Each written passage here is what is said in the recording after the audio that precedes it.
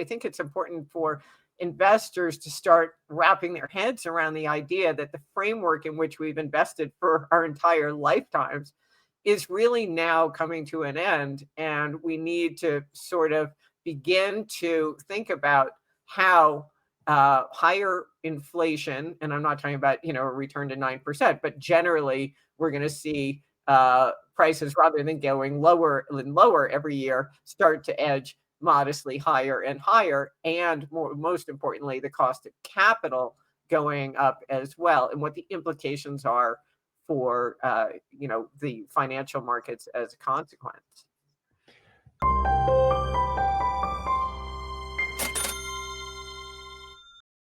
Welcome to Thoughtful Money. I'm Thoughtful Money founder and host, Adam Taggart. Welcoming you here for another bi-weekly macro session with the macro maven herself, Stephanie Pomboy. Hi, Steph. How are you? I'm great. How are you doing, Adam? I'm good. And Steph, I know your schedule is extra busy these days. Thank you so much for making the time here. We are pre-recording this one just because of a few schedule issues.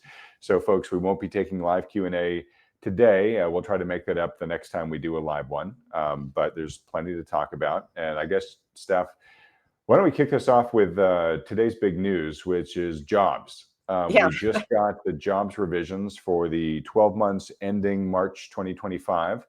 And it was a big shocker. I mean, I know we all expected it was going to be a big revised number, but it kind of blew away what the street was expecting. Real quick, let me just set the table and then I'll let you expound on it. We've had a lot of jobs data come in since the last time you appeared on this channel, which wasn't that long ago. But we got the ADP jobs numbers, which showed that definitely jobs were diminishing, job opportunities were diminishing. We then got the JOLTS report, which showed that for the first time in many years, really I think since sometime in 2020, that job applicants now outnumber job openings. And I know you're very familiar with how long the Fed has been beating the drum of, hey, this labor market's too hot to get inflation down. We've really got to close that alligator jobs between all these openings we have and the dearth of people out there trying to fill them. So this is a real flip in that narrative. And of course, probably, the Fed, I think, had access to all this data leading up to Jackson Hole, or at least they saw, I think, a number of the precursors of it, where that really did seem to be the thing that flipped Jerome's script, in the sense that he had been talking about, hey, this jobs market is normalizing. There's nothing to worry about here. We're still trying to cool it a little bit, to all of a sudden, whoa, this jobs market is maybe a little bit weaker than we thought, which of course you and I have been beating that drum forever. Right. And then today we had the revisions come out. Then we had the payrolls come out last week, right? Showing, they were expecting a relatively weak number at 75,000, I believe. Number came in at 22,000, right? I mean, that's essentially stall speed jobs wise. Yeah. They revised the June payrolls data to negative. So that would have been the first negative print in I don't know how long, but many years. And the unemployment rate started rising again, now up at 4.3%. Not a crazy, scary number in and of itself, but if you look at the trend, that's the highest number. Again, the unemployment rate's been at in years. I'm going to bring up a chart about that in a little bit for us to talk to. But then we get today's revision, right? And they were expecting maybe a revision downward of 680,000, which is a really big number. Right. But it came out at, and I'm seeing conflicting numbers. One I've seen at 911,000 fewer jobs. Yeah. I saw another one at 919. I don't know if these are just sort of fat finger typos or if there's any little discrepancy back and forth. It's in the same ballpark, but that's a lot. I mean, that's like, what, 40% more than they were expecting, right? 35, 40% more. So, clearly now, Steph, it is becoming obvious that the jobs market is not hale and healthy. Okay. Does this mean we're entering into, we're going to start seeing jobs numbers, negative job prints going forward from here? We can debate, but as goes the employment market, so goes the economy. So we've got all this in the soup. Let me hand the baton to you here. What are you seeing in all your analysis? Well, I'd like to preface this by saying that the irony of watching this whole employment revision and the berating that the Federal Reserve is getting for claiming to be data dependent and glomming onto a number that was clearly at odds with most of the other data on the ground, is that investors haven't made any kind of mea culpa. The BLS has come out and said, whoops, we were off by almost 1 million jobs, overstating essentially the strength of the economy in general, because as you said, employment, the economy is as good as employment. So if we're talking about basically a 1 million downward revision to what we thought was the total growth in jobs, you would think that that would beget some repricing of risk in asset markets that have levitated in considerable part on this notion that the economy was on a much sounder footing than we're discovering was actually the case. So, you and I, as you also mentioned in your opening there, have been pointing out all of the indicators that conflicted with the payroll number and have been, raising serious doubts about the quality of that measure for over a year now. It was pretty much the exception to the employment data rule.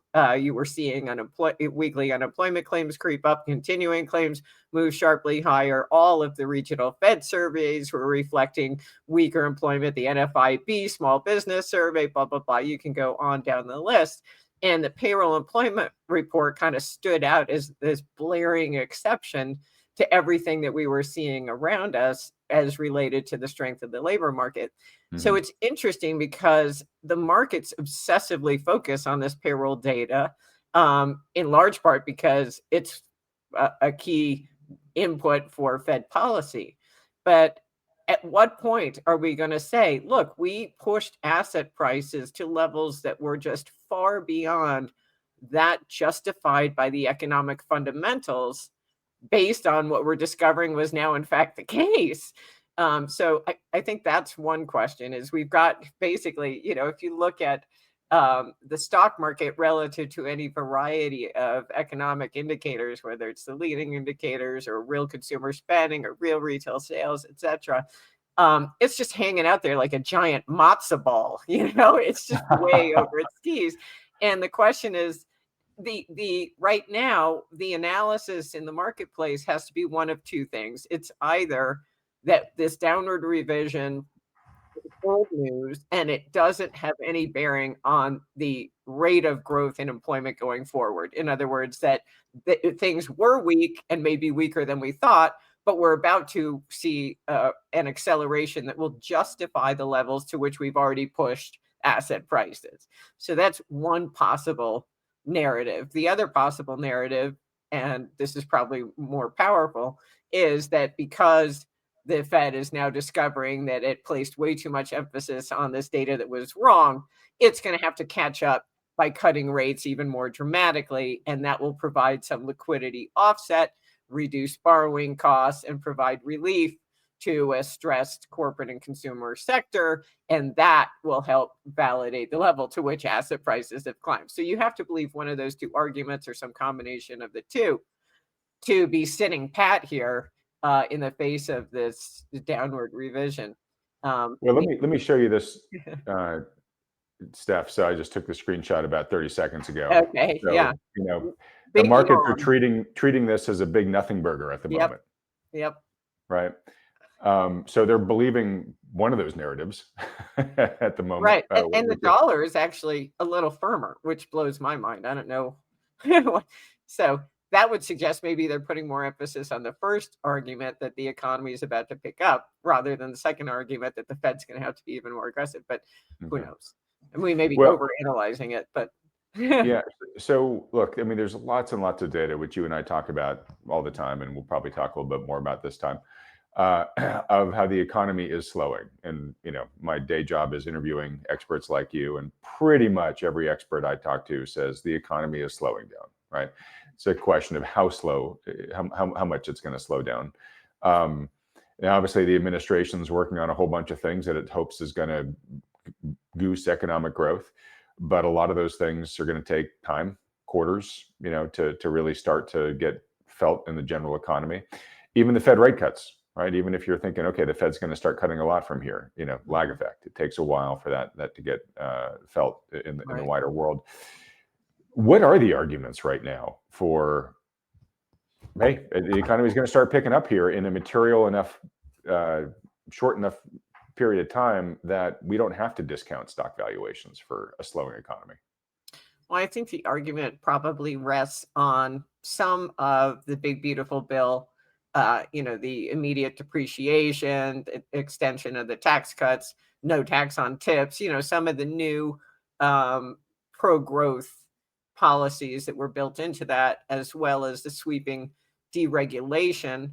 I guess if you wanted to layer in there, you could say that the tariff income, to the extent that that is able to be remain in place, is helping to gradually rein in a little bit of the deficit and sort of helping us deal with what was an untenable problem.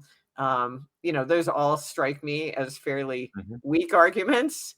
Yeah, I mean, I hear the administration pounding its chest about all that stuff. I don't Right. hear corporate America CEOs shouting from the rooftops, "Oh my goodness, thank God, the big Yeah. beautiful bill. We're going to see our profits explode next quarter." Well, we do have the CapEx boom that they're talking about related to the incentives to produce here in the US and all the foreign commitments that we've had, all the capital commitments, both domestic and foreign, into the country. I don't know how much of that has actually materialized and what the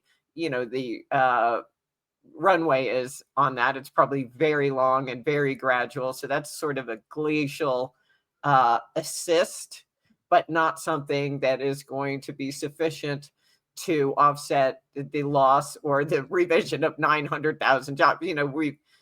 There is something here that's got to pick up the mantle.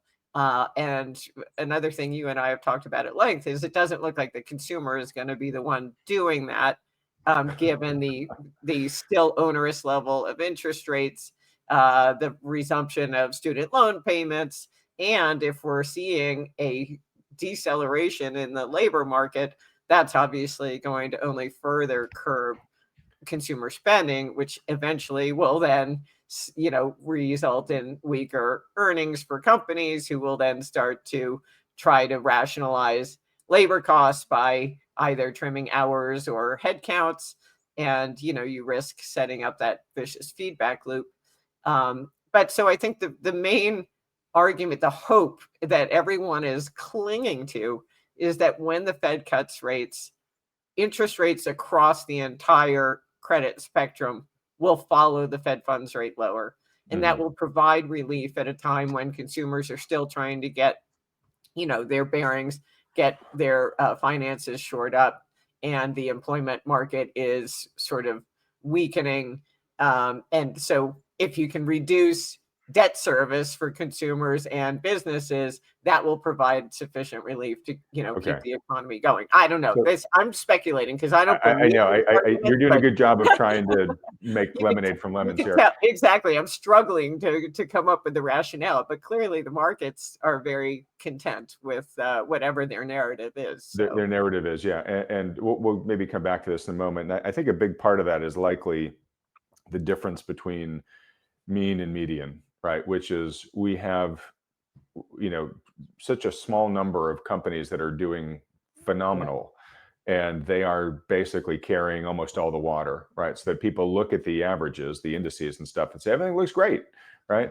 Where it's really these very small number of hyperscalers that are benefiting a lot from this capex, right? It's this, we're not necessarily seeing a ton of organic, sustainable profitability. We're just seeing a lot of capex going to a small number of companies, and that is providing the impression that everything's fine, whereas outside of those 7 to 10 companies, things look very different. But let me show you this. So for those that are hanging their hat on, okay, the Fed's going to lower rates and that's going to, Right. bring out the Solve the sunshine and problem. rainbows Right. for everybody. So I was just playing around on Fred and created this chart here. So this is the unemployment rate in blue, and it is the federal funds rate in red, right? And then its recessions are the gray shaded areas there. So I ask this question all the time, but I'm going to ask it again with the benefit of this visual. So let's look at the unemployment rate, the blue line. Well, every time that has come down from a previous recession and plateaued and then found a true bottom, once the unemployment rate started increasing again, it then spikes. Right. And these get declared retroactively, but once the recessions are declared, basically the spiking of the unemployment rate kind of goes into the next recession, right? So here we are at the right end of this chart, and we have bottomed, and the unemployment rate is starting to come back up again. So it hasn't spiked yet, but I think you got to ask yourself, well, okay, what's going to make it different this time versus almost every other recessionary period on this chart? And there are a lot, right? Secondly, same thing with the Fed funds rate, right? That's the red line here. Pretty much every time the Fed has hiked and then plateaued, it has then realized it's remained too high for too long. The next recession starts, and then the Fed is panic cutting into that. Right. And in most of those, that panic cutting didn't spark the economy right away because there's a lag, and there's usually a pretty big market repricing downwards in each of those recessions as well. So again, with that data series, you have to ask yourself the question, well, what's going to be different this time versus the pronounced history here? So to me, this is one of the more compelling charts out there, which is you really have to have a extremely convincing empirical argument that says, no, there's something different this time, that we're going to break this historical pattern. Yeah, I mean, I guess the one thing that would break the historical pattern is this reshoring of production, and the idea that you're going to create more jobs here rather than outsourcing them to factories in China. However, that's not something, again, that's going to happen overnight.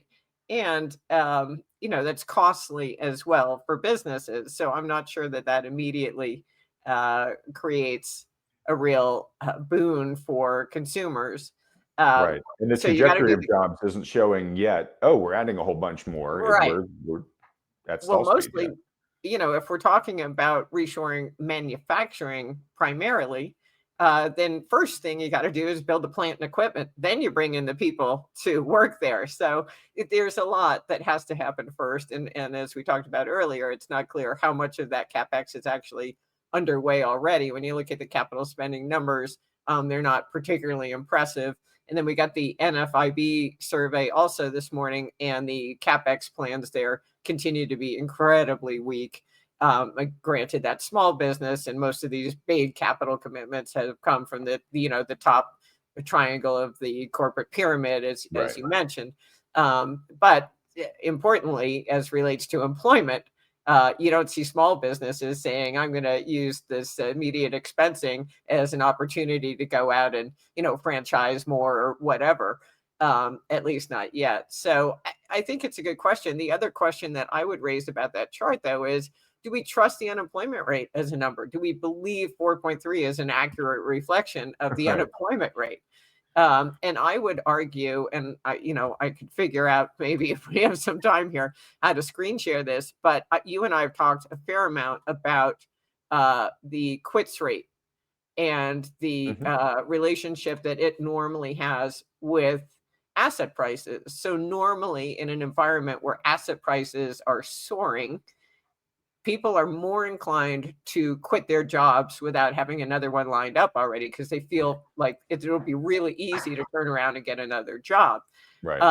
So what we've seen, basically, I'm looking at this chart here, since 2022, is the quits rate has absolutely collapsed. I mean, it is, back to where it was during COVID and then the Great Recession before that. So people are reflecting tremendous job insecurity at a time when the asset markets have been on freaking fire. We're setting new records relative to GDP for pretty much any valuation metric on the stock market. So this is a stark departure from the historical relationship where, the Wilshire, and maybe I'll send this to you, Adam, and you can post it after, but the Wilshire 5,000 and the quits rate are almost had almost been indistinguishable, the two lines together, until that moment in 2022 when they parted company dramatically. So I would raise real doubts about the accuracy of the 4.3% unemployment rate based Right. on what consumers are expressing about the labor market. It's not just this quits rate, but obviously the confidence surveys have long reflected a very dour outlook or even analysis of the current labor market by consumers, whether it's in the University of Michigan survey or the Conference Board. All of them suggest that the consumer really does not believe the labor market is strong at all. So let me do a couple of things on that. One is I want to pat ourselves on the back a little bit because a couple of years ago I remember us talking, and I predicted that in the heart of the Great Resignation, right? You and I were talking about how we thought once the pig was through the python and the lag effect caught up with everything and all that stuff, that we were going to see the Great Resignation metastasize into the "please, sir, may I have my job back" movement, right? And I think we are beginning to see that. Certainly, quits rates cratered, as you've said, so people are definitely saying, "Please, sir, don't fire me." And we are starting to hear stories of people that cost of living has been higher than they thought when they retired, and now they're having to think about maybe going back into the workforce. If we end up getting a market correction here, and there's no guarantee we will, but if we get a market correction of the size that I think, Steph, you think kind of should happen, there's going to be potentially a lot of boomers who retired early during the Great Resignation because all the trillions that were getting forced into the system sent their stocks to the moon, and they hit their retirement goals a lot sooner and said, "Oh, okay, you know what, I'm out of here," right? They may realize, "Oh my gosh, I just lost 20, 25% of what I thought I had, and I got to go back to work." And that might be happening at the exact wrong time, right? So anyways, kudos to us for sort of calling what's going on. I hope it doesn't get as bad as I just mentioned, but I think there's potential it could. To your point about not trusting the data, I mean, you and I have not trusted the jobs data in any way, shape, or form for a good while. But one thing to just remind folks is that 4.3% is the unemployment rate of what the BLS estimates the people who are in the labor force who are out of work is. It does not take into account the people that it considers out of the labor force. And that is a massive number. I think it's over 100 million, 18 plus US adults are considered not in the labor force. And in some cases, those are students or those are homemakers or those are people who are too old to work. And that's a material amount. But increasingly, there are millions to tens of millions in that outside the labor force market who are able-bodied US adults, but they have just stopped permanently looking for work. And that's a drag on society. It's a societal ill, and that cohort is growing here. So the point being, to your point, is if we're really thinking about the spirit of what unemployment is, it is substantially worse than what a 4.3 number seems to suggest. Well, and one presumes that a fair amount of those people who have exited the labor force voluntarily have done so because they've been able to source funds elsewhere. So either they're making so much money on their Bitcoin or their stock market portfolios, or they were enjoying the benefits of not having to pay off their student loans, or they were on Social Security disability, all three of which are now, the latter two are now reversing, and so as you said, if the stock market reverts to anything resembling normal valuations, you could see a huge influx back into the labor force, and that would immediately pop that unemployment rate much higher. So I think at a time where companies are probably intentionally shedding jobs. And the wild card of AI, are the jobs even ever coming back, right? Right. Yeah. All right. So there's a lot. There's a lot there to keep our eyes on. Let me ask you this question. So I think from what you said, you think similarly, but correct me if I'm wrong.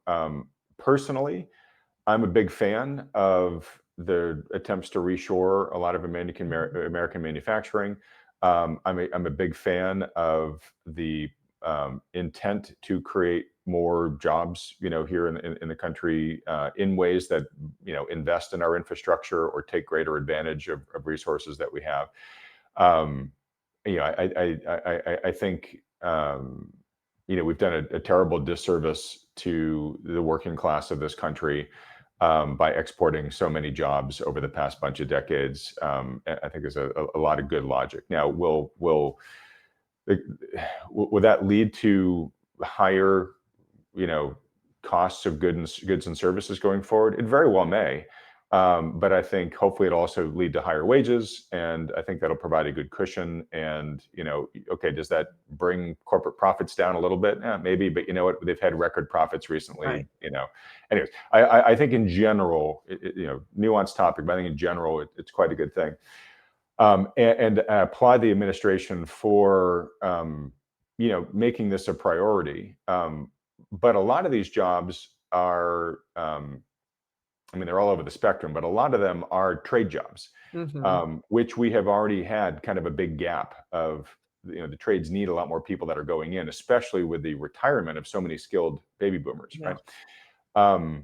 And it's funny because the almost dismissive advice to people was, well, just learn the code, right? We're shutting down your mind, but if you all just learn the code, you're going to be fine, right? Right. It really does seem now that the right thing to do here is, hey, go learn a trade, right? Yeah. For a lot of Americans. My question is,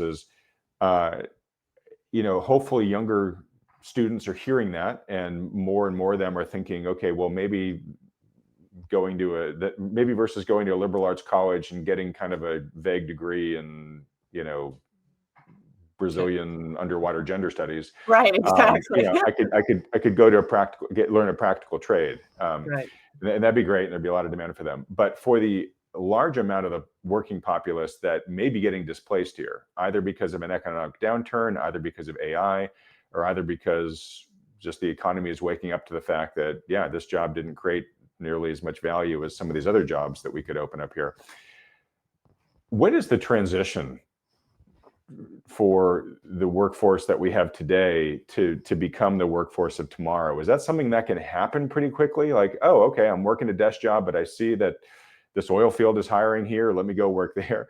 Or is this something that's going to take multi-years for people to reskill and, find a home in these new industries? Well, it seems like it's a multi-year, multi-decade process, I would think. But this is all sort of part and parcel of the shift away from globalization to this, whatever you want to call it, deglobalization or mercantilism or whatever terminology. And that's going to involve a lot of real challenges in terms of the transition from where the economy is now to where it will be, let's say 20 years from now. And you and I talked about this briefly, I think, in our last conversation. I've been talking about the idea that we have enjoyed this period that was Greenspan described as the Great Moderation, which was the result of access to cheap labor and goods around the world that held inflation really substantially lower. It Right. constantly. And sorry to interject too, but also cheap energy prices. Right. We had cheap labor, and we had the shale revolution that really helped keep oil Right. prices in check. Yeah. Right. But with regard to the globalization side of it, being able to access all these cheap resources, labor, capital, et cetera, around the globe created a massive tailwind for financial assets in the US because we didn't have to use our money toward, the plebeian task of producing widgets. We were able to buy those cheaply, and with the profits that companies were able to generate as the consequence of sourcing all this cheap capital. Right. Hey, sorry to interrupt, but just to make sure folks understand the trifecta here, we had access to cheap labor that we didn't have before globalization. Right. We had access to cheap energy, which I just mentioned, but your point's a really big one, which is we had access to cheap capital, right? Right. With ZERP and all the stuff, like you could basically borrow for almost nothing Yes. to invest in your business. So it really was the perfect trifecta if you were sitting in the corporate CEO seat. Right. And one of the great bonuses of the lower costs of goods and production for the US was that the economy didn't require as much money to operate. Let's just think about this. Every day we wake up and there's this tug of war taking place between the economy and the financial markets for that marginal dollar of liquidity. And in an environment where inflation is going down, low and going lower every day because companies can source cheap capital in China, and then when that gets expensive, they shift to Indonesia, and then they ship to the Philippines, and they keep pushing those costs of production lower and lower and lower. The economy is losing that battle for marginal liquidity. It doesn't need the money as much. So all that free liquidity flows into financial assets, which set up this environment that we've seen today where, this gets back to that whole abstract social concept that basically what we've seen is this massive wealth effect and a hollowed out middle class because we've outsourced all of the production of goods and we've come to the production of paper as a result of being able to enjoy all the surplus liquidity generated by this access to free, cheap goods and capital, as you talked about globally. So if that's all reversing now and we're going to reshore and the rest of the world doesn't have as much to gain by trying to trade with the US, in fact, they're being increasingly marginalized as the US tries to produce here rather than there. Then the wisdom of their recycling the dollars that they're actually no longer receiving from trade flows back into our markets withers as well. So we're talking about the reversal of this framework that we've lived in for the last, more than 20, 30 years now, to one where at the margin, the economy is going to start to demand more of that marginal liquidity as the costs of production go up while we reshore and we hire more people and that labor becomes more expensive and capital becomes substantially more expensive. And that will drag, it basically will pull all of the, in the tug of war, the economy will gain the upper hand and financial markets, they may continue to go up, but not in the asymptotic way they have, Right. and probably with substantially more volatility because we're going to reshore production. We're reshoring the business cycle. And that means the economy is going to have those old fashioned inventory swings. And that's going to jerk the markets around with it. So, these are all big, sweeping secular concepts, but I think it's important for investors to start wrapping their heads around the idea that the framework in which we've invested for our entire lifetimes is really now coming to an end. And we need to sort of begin to think about how higher inflation, and I'm not talking about, a return to 9%, but generally we're going to see prices, rather than going lower and lower every year, start to edge modestly higher and higher, and most importantly, the cost of capital going up as well, and what the implications are for the financial markets as a consequence. So that's such a phenomenal point. I'm going to make it the intro to the video here, and this is why it's going to catch. I think if indeed this does happen, it's going to catch the vast majority of people in the system by surprise, right? Because it's just hard to imagine what you've known your whole life essentially changing in such a big way, right? I put up this chart real quickly just to show, to your point about reimporting the business cycle. You can see here in the first half of this chart, kind of 1950 through the mid 80s, recessions, happen pretty frequently. Yeah.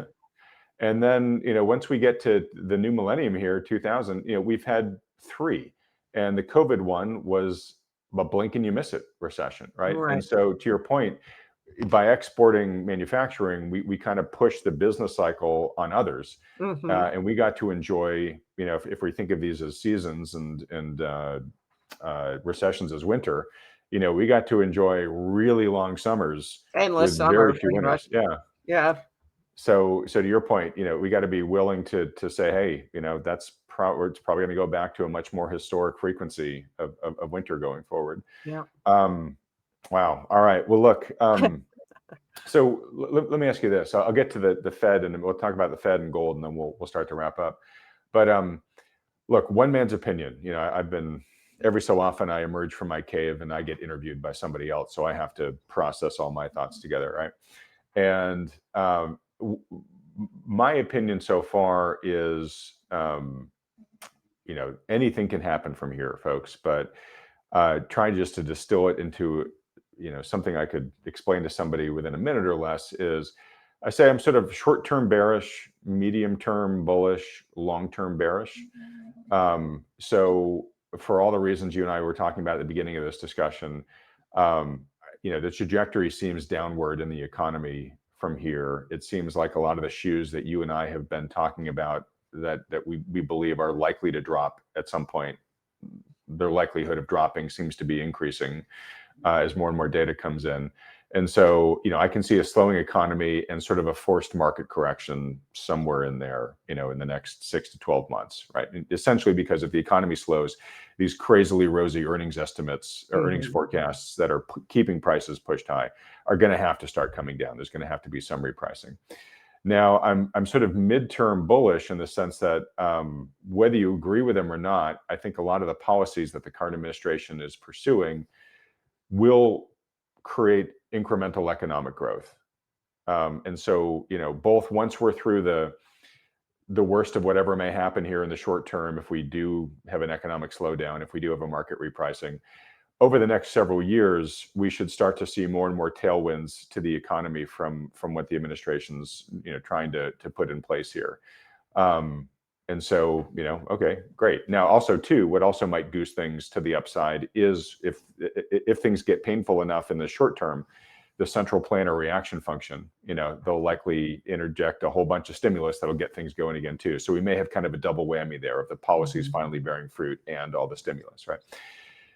Now, that said, I'm not optimistic that we are in any material way changing our ways of deficit spending and racking up more debt than we can afford and all that type of stuff. So that's why I'm long-term bearish. I just think that those long-term chickens that you and I, like to sit back in the chair and talk about, Steph, I don't yet see anything we're doing that's going to avoid that fate, right? So let me take a pause there. Do you see something similar, or do you have a different look on things? No, I don't disagree with that at all. I mean, I do think that when the time comes that the policymakers hit the panic button, they'll hit it hard. And so that will just continue, attempt to continue that cycle on the chart that you showed previously, where we can just reduce the cost of capital and have that endless summer again. But it won't work this time. For the reasons we've talked about, and that is, that structurally the global economy is now in a different place than it was then.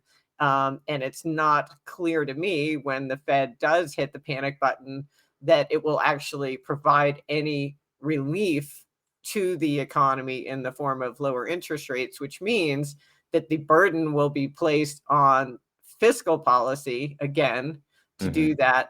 And so I totally agree with your conclusion that there's very small likelihood that we're changing our deficit spending ways in a way that's going to be bullish over the very long term for the economy. The one thing I will say that's a positive is misery loves company.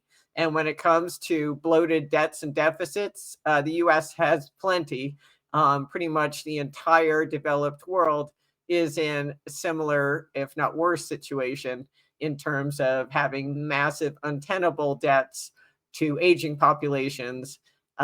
So, when push comes to shove, it's not just going to be the US that's implementing these radical monetary and fiscal policies, but all of the developed world, which again brings me back to gold as pretty much the place to be, because you're going to have to hedge against not just dollar debasement, but a debasement of fiat money broadly. So, I'm a broken record on that score, but it's just hard for me to see how we get out of this situation, especially if we find out next week when the Fed finally cuts rates on the 17th, as they've largely telegraphed they're going to do, and the long end of the yield curve refuses to move lower. It's going to be very interesting to see how interest rates respond over, maybe not that one day, but over the ensuing couple weeks. I would mention that in September of last year, actually, the meeting was on exactly the same day, September 17th, 2024, when the Fed cut rates.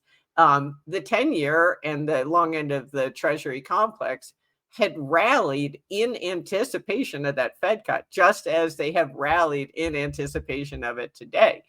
And then they U-turned on the news. So I am kind of holding out the real possibility that we'll see an exact repeat of that this time. But even if rates just don't, they don't have to go up, but let's say they just don't come down, that is sufficiently awful for all the companies that have been counting on lower rates to bail them out, and all the creditors who have been willing to engage in these extend and pretend antics on the assumption that, it would just be a matter of time before borrowing costs came down anyway. So this is going to be quite a pivotal moment to watch, and will have massive implications for, where we're headed going forward. Because if interest rates do refuse to follow Fed funds rate lower, then I think a recession in the U.S. is very, very hard to avoid. All right. So I guess first off, Steph, the next FOMC meeting is what, in 9 days, something like that. So what's your expectation? I mean, rate cut 25%, 25 basis points more. What are you thinking? Well, I mean, I guess this morning's revision might put 50 on the table. So maybe they do 50. I think the question would be, let's say there are two scenarios. They do 25 and Powell comes out and strikes a much more dovish tone at the presser. So, if the markets had been expecting 50, they'd be disappointed with 25. But once he opens his mouth, they'll take comfort in all of that. The alternative scenario is he does 50, and then in the presser kind of says, this doesn't, monetary policy isn't on a preset course, to sort of allow for the possibility that maybe they won't feel the need to cut rates at the next meeting, but, they'll continue to watch the data. So I think they don't want to come out and appear to have their hair on fire in some kind of massive panic. Right. So I think it will likely be one of those two scenarios, rather than he does 50 and comes out and sounds even more dovish. I think that might actually have the reverse impact on the markets, where people said, holy crap, the Fed's, these doofuses are finally worried about something. It must be really awful, So those are, I'm just guessing, but those would be my two. Okay. But also, I mean, the market is expecting further rate cuts this year and rate cuts into 2026. Do you believe, and of course you'll be on this channel every 2 weeks, so you can update us if you're thinking. I can embarrass myself every 2 weeks with my bad forecast. But do you believe right now that we're starting an era of rate cuts?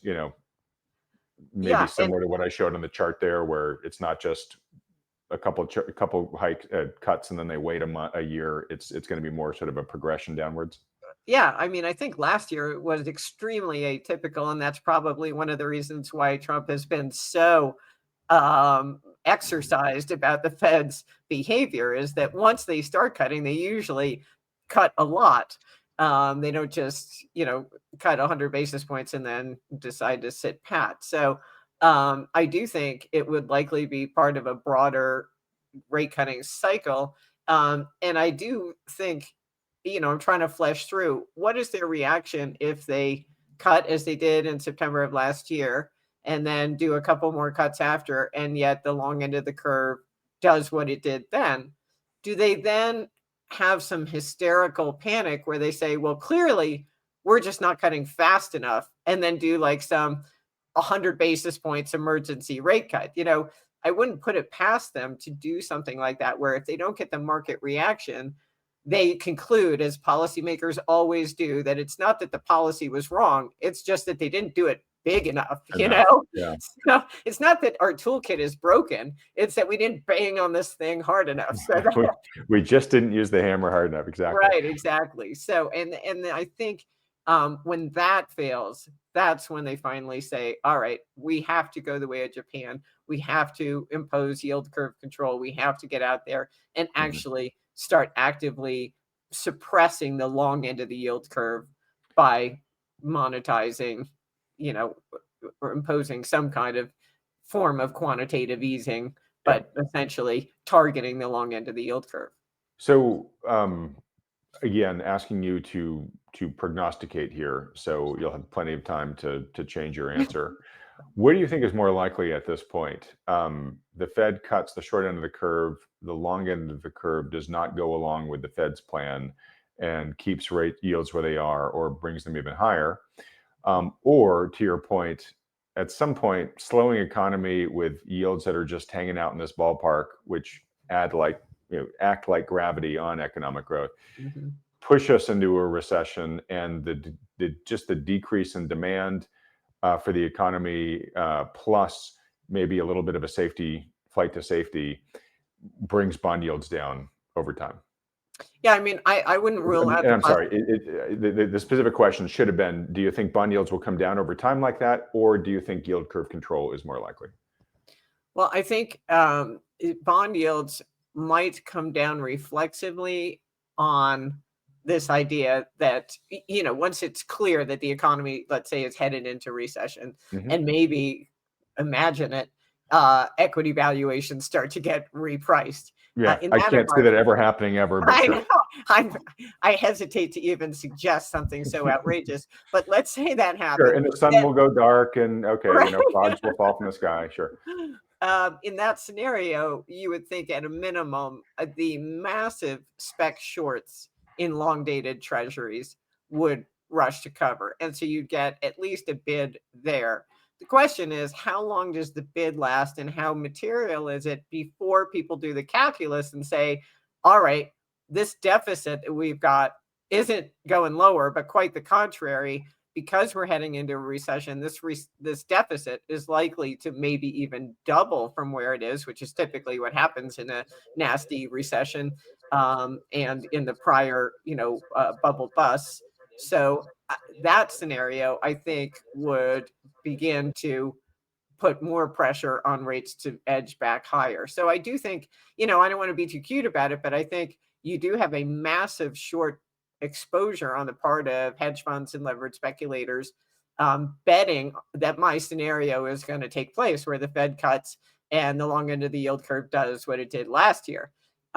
So if it appears, as they look like they're getting that bet right, and then all of a sudden the fact that rates haven't come down reflexively sows the seeds of this recession, which causes them to cover, you could see a pretty material and swift rally in bonds. But I think that would be pretty short-lived before people do the math on what it means for our fiscal situation. Okay. All right. All right. Well, then wrapping up here.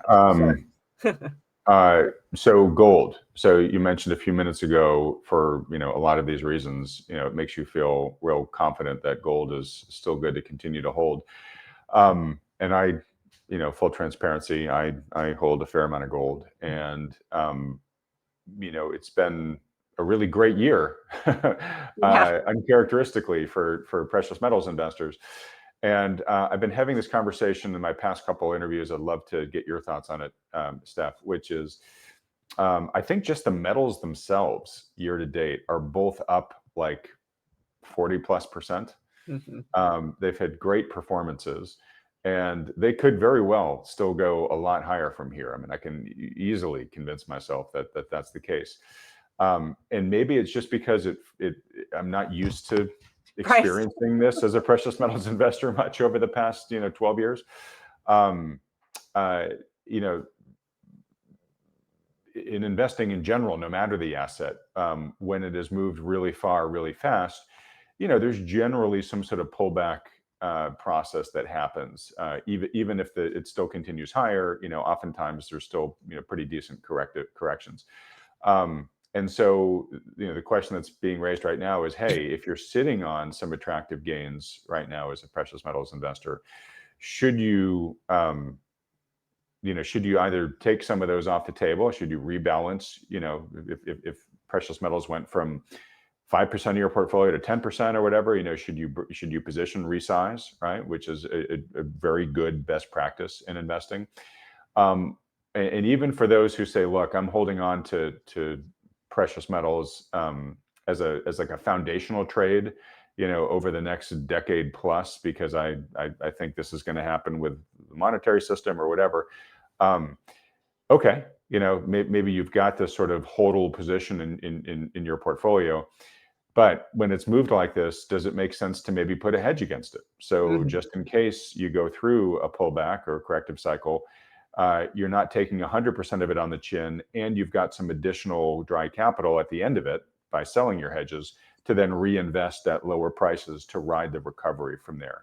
Do you have a strong opinion? What are you doing with your portfolio? Well, it's so funny because I was talking to my father yesterday, and he's, in his late 80s.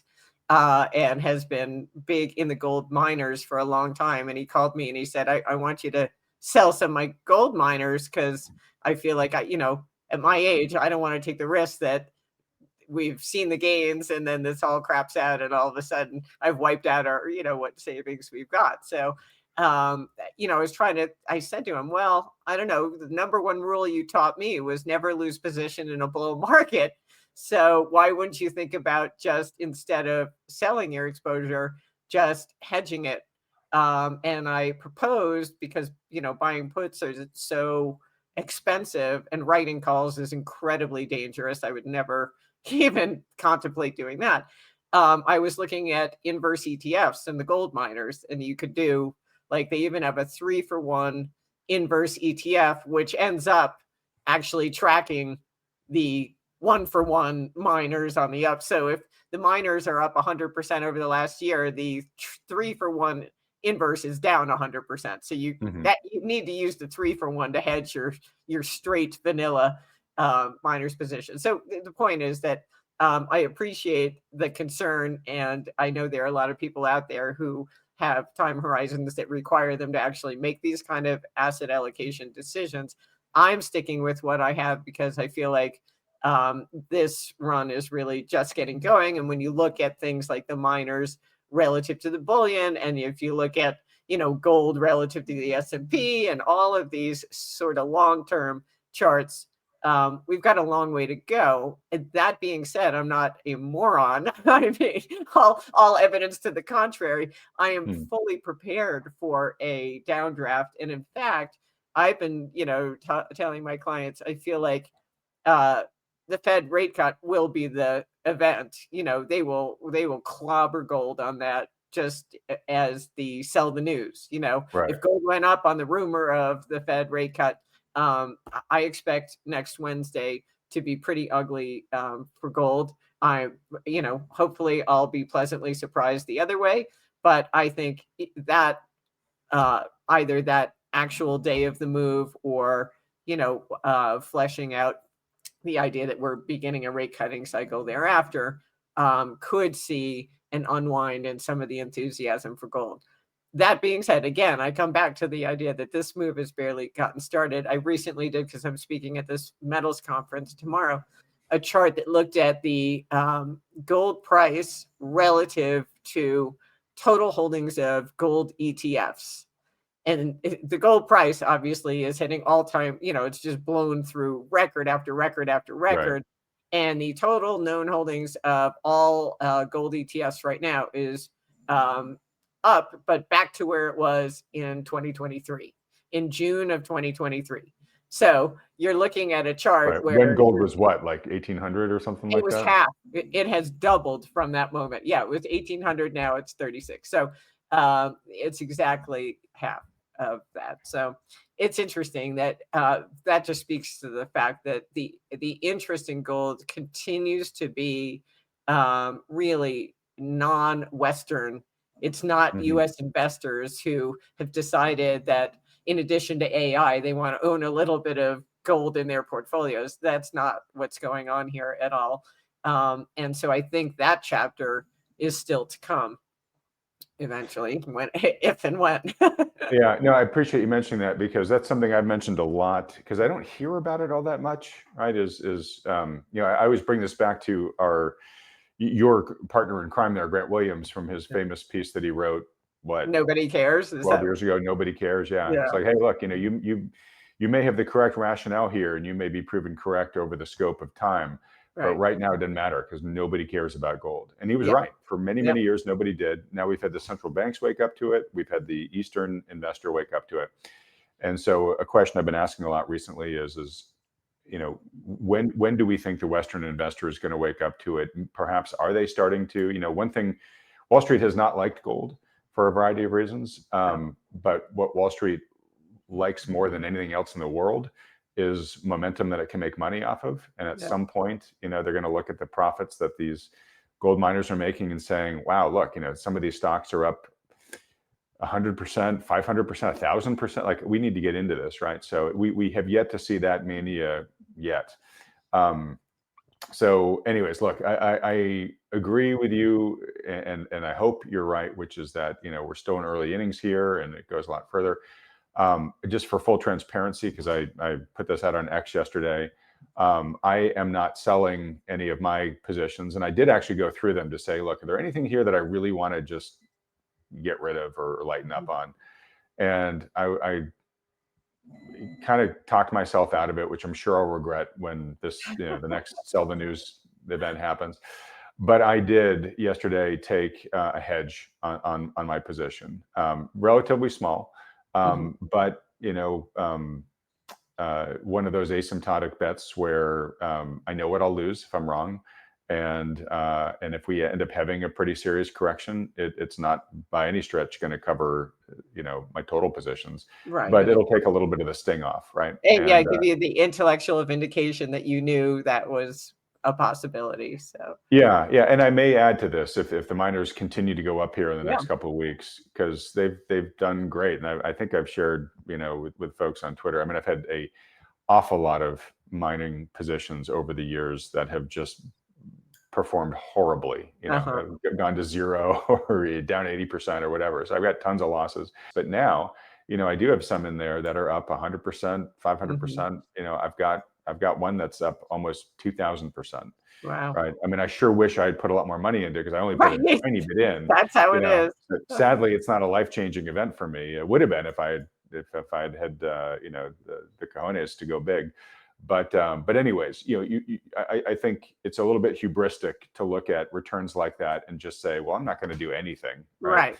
So folks, it's up to each of you to do your own calculus here. But I can, I'd be saying this with any asset that has moved this far, this fast, but certainly with gold, which is as volatile as it is, just project yourself forward, assuming that there's a 20 to 30% correction in your current precious metals positions, and just ask yourself, how much am I going to hate myself if I did nothing today to cushion against that? And that's a different answer for everybody here. So you got to do your own. All right, Steph. Well, look, in wrapping this up here, great discussion this week, as always. Are there any other cracks that you're watching closely right now? And we may not have time to get into them deeply today, but we can certainly talk about them next time. Well, I plan to do another deep dive into what's going on with corporate credit and all this extend and pretend, because they really have been relying on the kindness of strangers, in this case, creditors, to continue to be obliging. And there are signs that is starting to come to an end. So we'll see how that all plays out. But I wanted to look at that a little more closely and revisit, the amount of debt that's coming due this year. Last time I checked, it was $1 trillion and another trillion after that for the corporate sector. So this is going to be a huge issue that, I just mention it because we've talked about it a lot in prior conversations, but it seems to have just completely faded from the headlines. I agree with you. Yeah, and the problem hasn't gone away. It's just that people have convinced themselves that because the Fed's going to cut rates, the problem will go away. So it's been lingering in the background, but people have had this confidence that, we're going to be able to deal with that. Just give it a minute.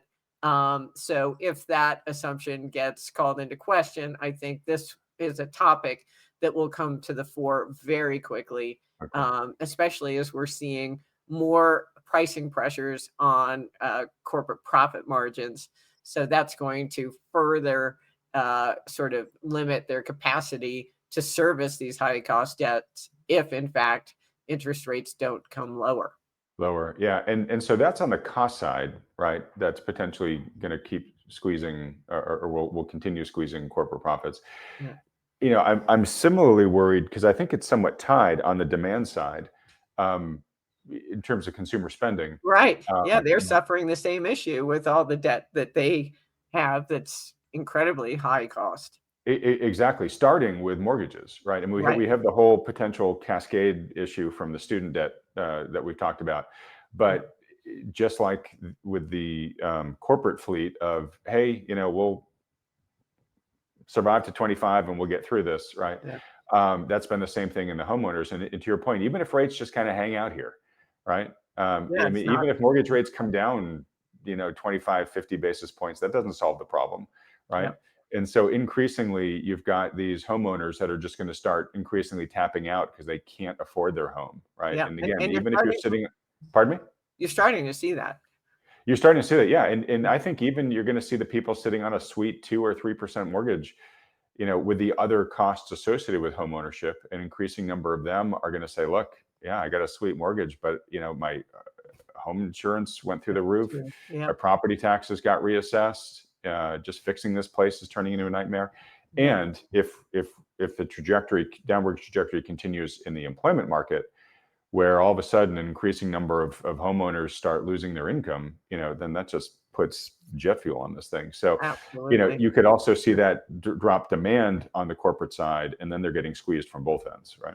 Absolutely. I mean, topics all that we will get to cover again in the future, but the idea that you could have a housing bubble bust on top of all of this is just another wonderful thing we can look forward to. But we'll see. I guess we'll have a lot of opportunity to discuss that in the coming months. Yeah. So I interviewed Danielle Park last week. Great interview, folks. And Stephanie, I don't know if you know her much, but I think you'd really like her a lot. But she used one of my favorite terms, which was parade of horribles. And there is a potential parade of horribles scenario here where we get kind of all this stuff, the sort of everything everywhere all at once, right? Yeah. We get the slowdown into recession, market correction, housing bubble break, huge spike in unemployment. I mean, it could get real nasty. And I'm not trying to sell that scenario, folks. But I think you should have a plan in case we get there. Yes. But my point is we don't need the full parade. I mean, almost any one of those things could do some pretty material damage, and certainly to asset prices here. Especially exactly at these valuations, because these markets are priced for absolute perfection infinitely into the future. So any disruption to that outlook will be, could have devastating consequences. So okay. Anyway, on that chipper note. Yeah, exactly. On that fun note. Well, anyway, Steph, have a great time at the conference next week. Maybe if it's particularly interesting, you can give us a quick little recap of your experience there when you come on next. Yeah, and for folks, we didn't talk about it too much, but Stephanie's going to be at a Beaver Creek gold mining conference, right? The metals conference. Yeah, it's a precious metals conference. So I don't really come out of my cave to speak at many things very often, but this was a community that I felt I'd be at home with. Good. Well, have a great time there. All right. So folks, first off, please thank Stephanie for delivering yet another wonderful appearance here by hitting the like button and then clicking on the subscribe button below, as well as that little bell icon right next to it. Stephanie, for folks that would like more Pomboy in their life than just these biweekly appearances here on Thoughtful Money, where should they go? I said no one ever. Macromavens.com. You can learn about me and read some sample reports and learn how to subscribe. And then on Twitter at @spomboy. And of course, here every other week. Every other week, Wednesdays at 11 a.m. Eastern, live usually. Usually, All right, yes. yeah, So, yeah, whenever we can do it. And just a reminder, folks, Stephanie produces research for institutional investors, which she's best known for, but she also produces research for retail investors, folks just like all of you watching. If you have not yet checked out her offering, highly recommend you go over to Macro Mavens and check it out. And I'm a huge fan of it and consumer of it. So encourage a lot of any of you for whom you go there and you say, yeah, this looks great, to follow suit. Just two concluding things as well. As always, if you want to get some help, some professional help in figuring out how to navigate what may lie ahead for the markets, especially if it looks in any way, shape, or form like Stephanie thinks it could, highly recommend you get that help from a good professional financial advisor, but importantly, one that takes into account all the macro issues that Stephanie and I have talked about here. When you place that requirement on the universe, it starts to shrink pretty quickly. But if you've got a good one who's doing all that for you and executing well for you, great. Don't mess with success, stick with them. But if you don't, or you just like a second opinion from when it meets that criteria, then consider scheduling a free consultation with one of the financial advisors that Thoughtful Money endorses. These are the firms you see with me on this channel week in and week out. To do that, just fill out the short form right there at thoughtfulmoney.com. Only takes you a couple of seconds to fill out. These consultations are totally free that these firms offer. There's no commitment to work with them. It's just a free service that they offer to help as many people as possible position as prudently as possible today for what might lie ahead. Also, a reminder that we are still selling tickets for the Thoughtful Money Fall Online Conference at that lowest early bird price discount. Stephanie herself is going to be there along with Grant Williams. I'm really excited for that one. But the faculty continues to just expand with just great names. You probably heard we've added Sven Henrik and Lytton Alden over the past week. I've got a few more names I'm about to announce next week. But a reminder to go get your ticket now if you haven't got it already at that lowest early bird price discount. And if you are a premium subscriber to the Thoughtful Money Substack, check your email for the code I've sent you. That'll let you get an additional $50 off of that price discount, that early bird price discount. All right, Steph, as usual, it's just such a joy. Thanks for giving us so much of your time in general, but specifically this week when you have to head off to this conference. Really look forward to seeing you 2 weeks from now, where we'll take a lot more questions from the audience. But it's just always great to see you, my friend. Thank you so much, Adam. Have a great couple of weeks, and I'll see you soon. All right. And everybody else, thanks so much for watching.